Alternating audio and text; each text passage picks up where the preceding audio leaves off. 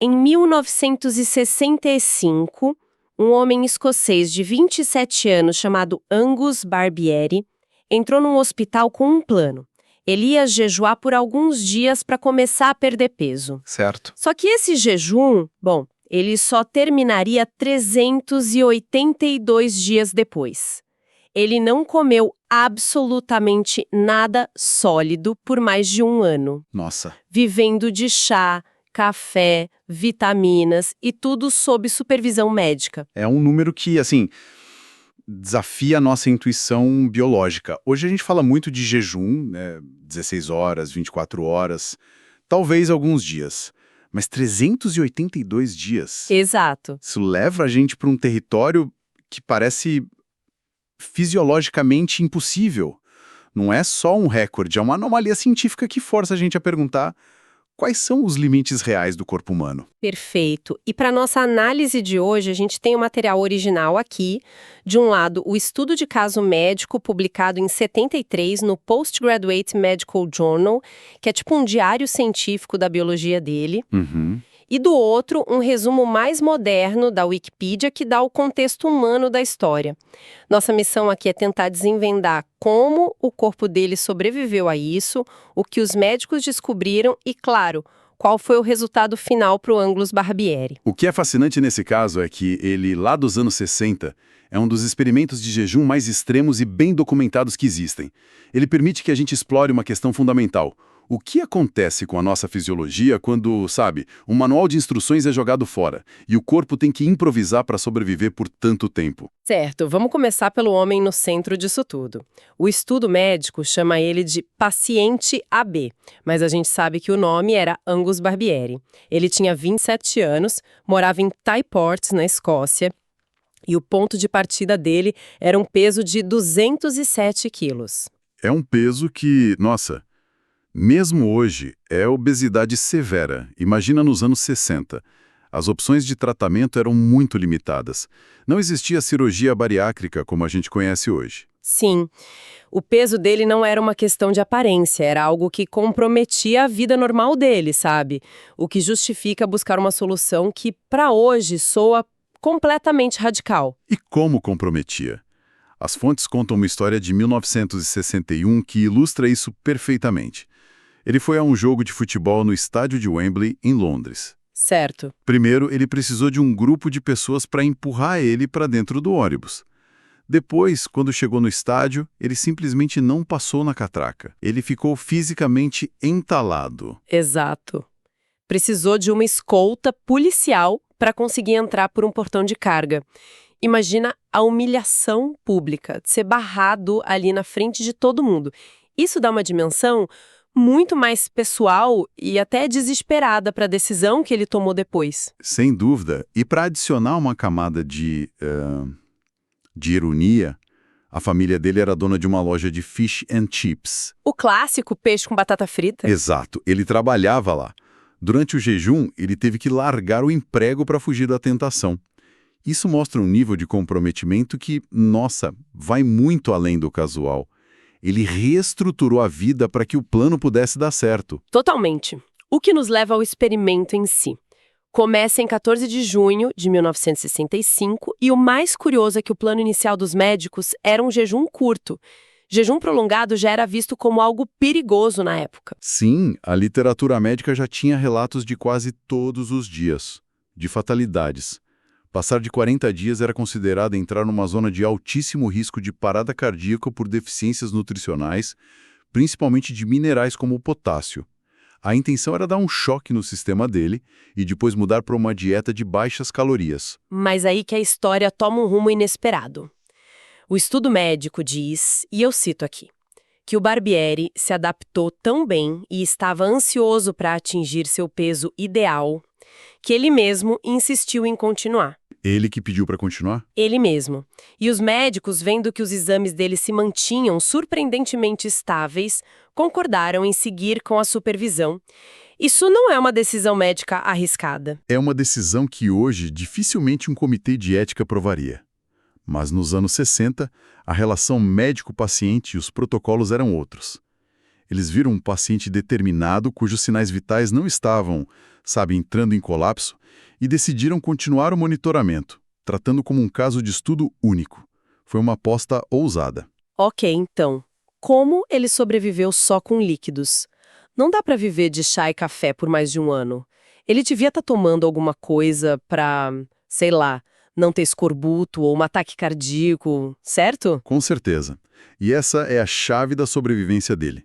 A dieta era de líquidos sem calorias, claro. Chá, café, água com gás, mas era suplementada com o essencial. O artigo menciona um multivitamínico, vitamina C para prevenir escorbuto e, o mais importante, eletrólitos. E além disso, ele tomava levedura. Levedura? Tipo, levedura de cerveja? Exato. A levedura é uma fonte riquíssima de aminoácidos essenciais. Pensa nos aminoácidos como os tijolos que formam as proteínas do nosso corpo. Certo. Sem uma fonte externa, o corpo começa a canibalizar a própria massa muscular para obter esses tijolos e manter as funções vitais. A levedura forneceu esses componentes, o que provavelmente, retardou drasticamente a degradação dos músculos dele, incluindo o músculo do coração. Faz todo sentido.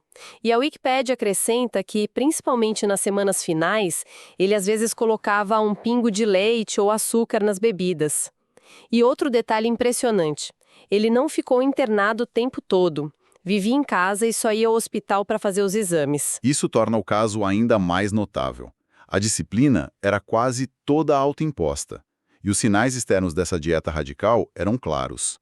O estudo menciona, por exemplo, que as evacuações dele se tornaram extremamente raras, com intervalos de 37 a 48 dias. É um sinal óbvio de que nada sólido estava entrando. Exato.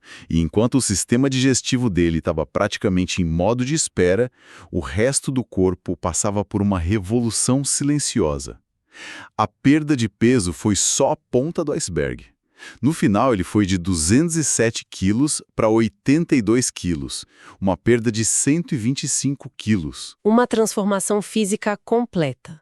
Mas os dados internos, os que os médicos coletaram, são a parte que é realmente fascinante da história. Eles mostram como um corpo se adapta quando é empurrado para muito além dos limites conhecidos. Certo, aqui é onde fica realmente interessante. Vamos mergulhar nesses dados.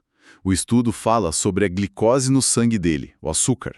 Os níveis caíram drasticamente. Caíram para um nível que seria considerado uma emergência médica em qualquer pessoa. Os valores ficaram em torno de 30 mg/100 ml.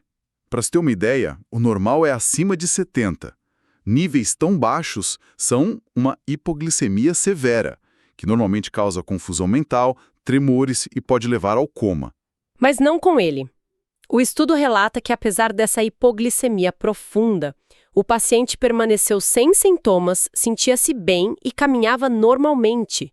Como isso é possível? É aqui que a biologia dele beira a ficção científica. O cérebro de uma pessoa comum entraria em pânico com essa falta de glicose, mas o dele simplesmente trocou de combustível.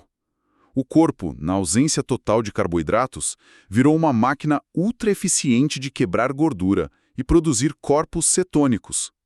Ele reprogramou o órgão mais vital dele, o cérebro, para funcionar com gordura.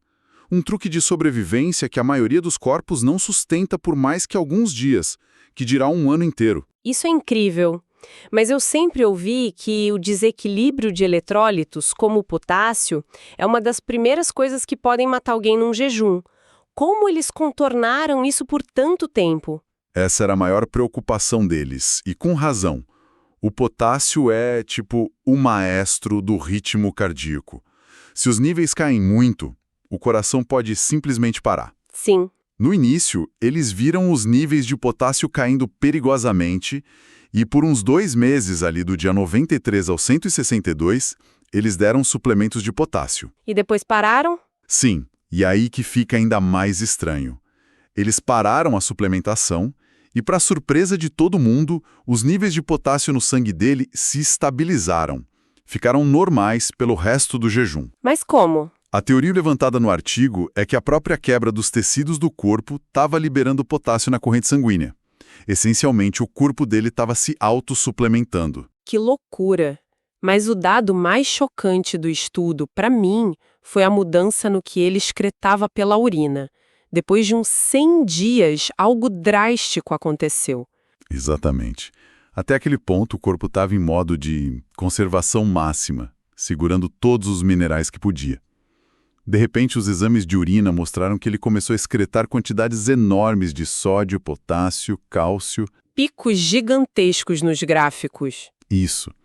E a teoria dos médicos para explicar isso é, ao mesmo tempo, brilhante e um pouco assustadora. E qual era a teoria? Eles sugeriram que isso poderia ser o resultado e eu cito, dissolução do excesso de tecido mole e massa esquelética. Demais para ser verdade. Tá dizendo que o corpo estava se desfazendo não só de gordura, mas da própria estrutura óssea e muscular, que não era mais necessária. Isso é uma teoria sólida ou era mais uma especulação? Porque a ideia de um corpo descartando os próprios ossos de forma controlada parece de outro mundo. É uma hipótese, mas uma hipótese forte, baseada nos dados urinários. O corpo dele não precisava mais daquela estrutura massiva para sustentar 207 quilos. Então, num processo de eficiência brutal, o corpo pode ter começado a desmontar e descartar o que virou supérfluo. Não era só queimar gordura para ter energia. Era um processo ativo de remodelagem, onde o corpo se desfazia da própria infraestrutura excedente. É um nível de adaptação muito além do que se imaginava. Isso muda completamente a perspectiva. Então, como essa jornada extraordinária terminou? O jejum durou 382 dias, acabando em 30 de junho de 1966. Mas a primeira refeição só veio dias depois. Sim, e essa cautela foi fundamental. A realimentação depois de um jejum tão longo é talvez o momento mais perigoso de todos. Existe uma condição bem conhecida hoje chamada síndrome de realimentação. Ah, sim. Quando se reintroduz comida, especialmente carboidratos, o corpo libera uma onda de insulina que pode fazer os eletrólitos no sangue, como fosfato e potássio, despencarem para níveis fatais. Isso pode causar uma parada cardíaca. Então eles o prepararam. Exatamente. Por 10 dias, eles reintroduziram primeiro sal e depois açúcar, para reacostumar o sistema endócrino e metabólico dele de forma gradual antes de arriscar qualquer comida sólida. E a famosa primeira refeição, em 11 de julho de 1966, foi incrivelmente simples. Um ovo cozido e uma fatia de pão com manteiga. Ele disse para os repórteres na época algo como: "Eu esqueci como era o gosto da comida.